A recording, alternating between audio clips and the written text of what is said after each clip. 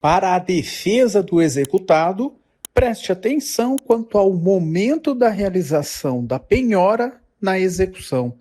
Esse é o nosso tema da lição prática jurídica de número 49, de um total de 365.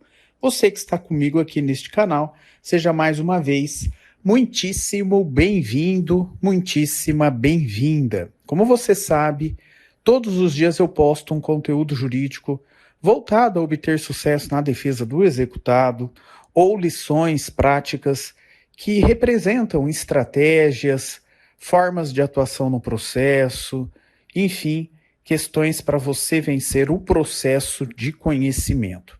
Hoje quero falar um pouquinho sobre o processo de execução e o ato da penhora. Na ação de execução, por quantia certa, seja por título judicial ou extrajudicial, o ato da penhora é essencial, porque ele significa que um bem de propriedade do executado ou do responsável patrimonial pela dívida do executado agora será individualizado justamente para que seja levado à expropriação e com o produto da expropriação efetivar a penhora no caso concreto. Também tenho sempre dito por aqui que o processo de execução ele é um processo onde haverá, durante o seu transcurso, vários momentos do processo em que haverá um conflito de princípios. De um lado, o direito de crédito, o direito de satisfação, o direito de efetividade que o credor tem em relação à obrigação que está no título executivo. A execução serve para isso. A execução serve para efetivar a obrigação reconhecida no título em favor do credor. Mas, de outro lado, os atos praticados pelo Estado para a efetivação do direito de crédito do exequente deverá observar, respeitar o mínimo existencial, a dignidade humana, o patrimônio mínimo do executado. E o executado tem o direito de defesa no curso da execução.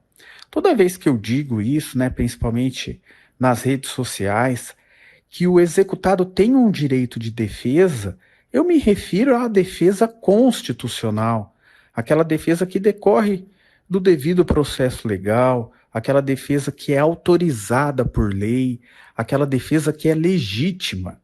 De nenhuma forma, sob nenhuma maneira, eu incentivaria qualquer tipo de malandragem do devedor, qualquer tipo de subterfúgio para evitar que o seu patrimônio responda pela dívida. Mas a própria Constituição garante em seu favor o direito de defesa no curso do processo de execução, justamente para preservar a sua dignidade humana, o seu mínimo existencial e o seu patrimônio mínimo, que também são garantias constitucionais a todo cidadão, inclusive ao executado. Muito bem, nós temos no ordenamento jurídico muitas execuções que tramitam com excesso de execução, que tramitam em razão de títulos já prescritos, que tramitam, mas a obrigação já foi satisfeita, já foi cumprida pelo devedor, e muitas também onde os bens que foram penhorados podem ser declarados impenhoráveis, entre outros tipos de defesa, claro, defesa legítima, defesa lícita. Muito bem, quero me referir hoje especificamente a uma questão do momento da realização da penhora. A regra é que, iniciada a ação de execução, a penhora só pode ser efetivada depois de oportunizado ao réu executado o direito de pagar voluntariamente a obrigação. Isso significa que o executado é citado ou intimado para pagar, e ele tem o direito de pagar, inclusive, nos termos do 916, ele pode efetuar o pagamento de forma parcelada.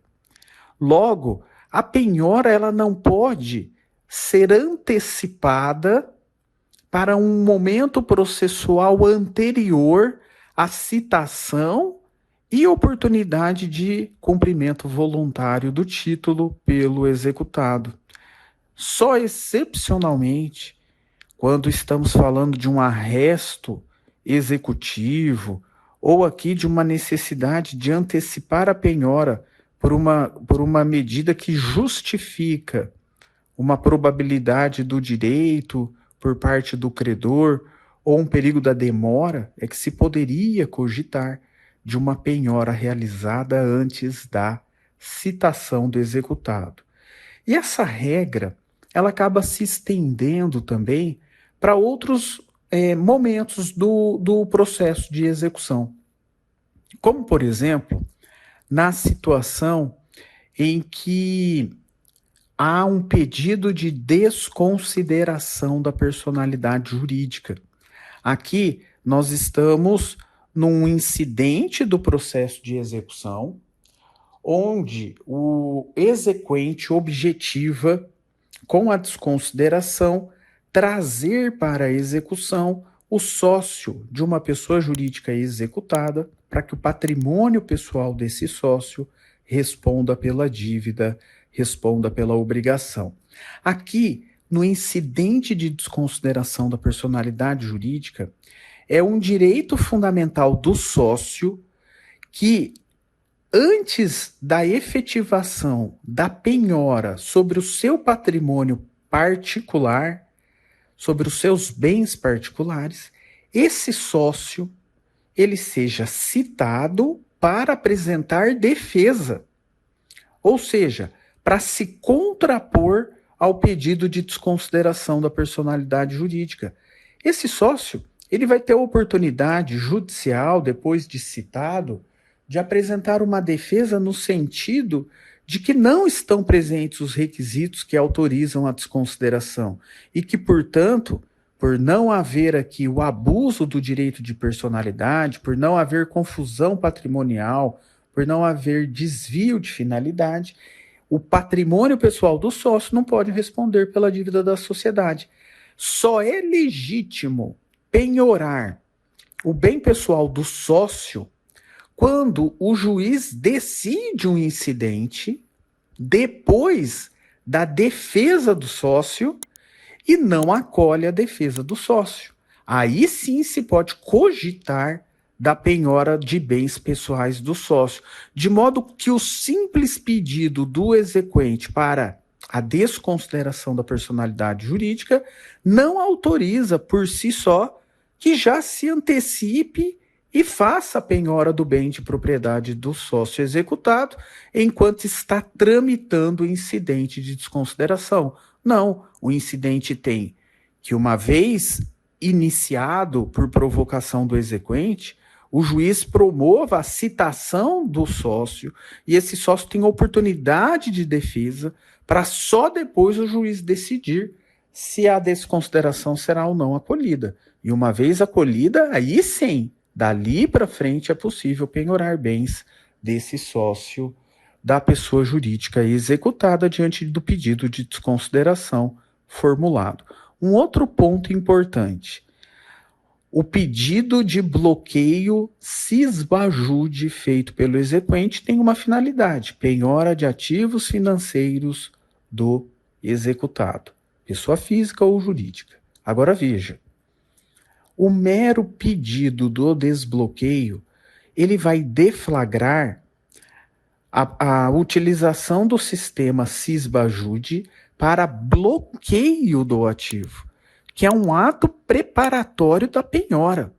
A partir do momento em que vem a resposta do cisbajude e essa resposta vem positiva, o juiz da execução não pode converter automaticamente o pedido de bloqueio cisbajude em penhora. E por que ele não pode converter automaticamente depois que veio a resposta? Porque agora nós temos o direito de defesa do executado. Feito o bloqueio cisbajude, o executado é obrigatoriamente intimado. Para quê? Para que no prazo de 5 dias ofereça defesa. Essa defesa é chamada de impugnação ao bloqueio cisbajude. Isso está previsto lá no artigo 842 do Código de Processo Civil. Então perceba Feito o bloqueio cisba-jude, não se converte automaticamente isso que foi feito, né, em penhora, de forma nenhuma. Agora, o juiz terá que intimar esse executado para manifestar. E o executado terá a oportunidade aqui, no prazo de 5 dias, de apresentar uma defesa específica chamada impugnação ao bloqueio cisba-jude. Ele vai apresentar ou a defesa ou excesso de bloqueio ou a impenhorabilidade do valor que foi bloqueado. E essa impenhorabilidade normalmente se justifica por ser o salário, aquilo que foi bloqueado, ou por ser uma quantia decorrente de poupança. E aí, nos termos do artigo 833, cumpridos determinados requisitos, isso pode ser reconhecido como impenhorável. Então, ele apresenta a defesa ao executado. E só depois que ele apresenta a defesa é que aí sim o juiz vai conhecer essa defesa e acolher ou não. Se acolher a defesa do executado, aquele valor que estava bloqueado é liberado e volta para o executado. Agora, se a defesa do executado não for acolhida, agora sim, agora se converte em penhora. Eu não posso já efetivar a penhora sem oportunizar o contraditório pleno ao executado no incidente de desconsideração da personalidade jurídica. Ok? Então, cuidado com o momento em que ocorreu a penhora, porque se isso não foi observado, você pode alegar na sua matéria de defesa um vício do processo, justamente em razão de não ter se oportunizado ao executado seu direito de defesa específico em relação a esses pontos. Ok? Então é isso. Fiquem com Deus e até a nossa próxima lição prática jurídica do dia. Valeu, pessoal!